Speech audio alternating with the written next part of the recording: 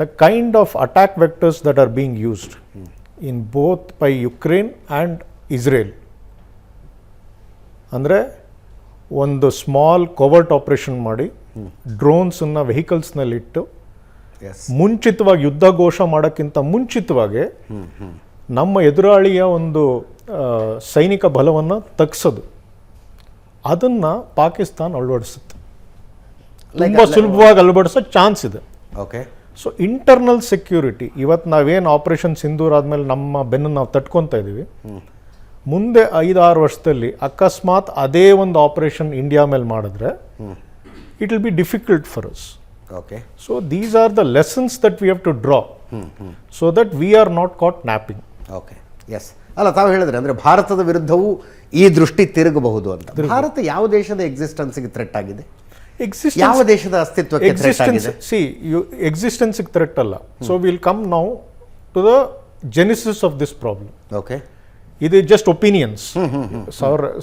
ಅವ್ರ ಒಪಿನಿಯನ್ ಬದಲಾಗಿರ್ಬೋದು, ತಮ್ಮ ಒಪಿನಿಯನ್ ಬದಲಾಗಿದೆ ಅಥವಾ ಬೇರೆ ಆಗಿದೆ. ನನ್ನ ಪ್ರಕಾರ ಇದೆಲ್ಲ ಜೆನಿಸಿಸ್ ಆಗಿರೋದು the fear of the west that BRICS ಅನ್ನೋ ಒಂದು ಕನ್ಸರ್ನ್ ನಾವೇನು ಮಾಡಿದ್ದೀವಿ, that is ultimately going to de-dollarize the world economy. Okay. World economy ಅಥವಾ US ಈಗ ನಿಂತಿರೋದು ಏನು $35 trillion ಡೆಟ್ಟಲ್ಲಿ ನಿಂತಿದೆ, that is standing on the dollars being a stable currency of the world. ಅದೇನಾದರೂ ಅಲ್ಗಾಡ್ದಲ್ಲಿ US ಪತನ ಆಗೋದು ಖಂಡಿತ. ಬ್ರಿಕ್ಸ್ ದೇಶ ಏನಿದೆ, ಪ್ರತಿದಿನ ಅದರಲ್ಲಿ ಸಂಖ್ಯೆ ಹೆಚ್ಚಾಗ್ತದೆ. BRICS association. ಈಗ ಇರಾನ್ ಕೂಡ ತನ್ನ ಆಯಿಲ್ನ ಯುವಾನ್ನಲ್ಲಿ ಖರ್ಚು ಮಾಡ್ತಿದೆ ಅಥವಾ ಯುವಾನ್ನಲ್ಲಿ ಸೆಲ್ ಮಾಡ್ತಿದೆ ಈ ಚೈನಾಗೆ.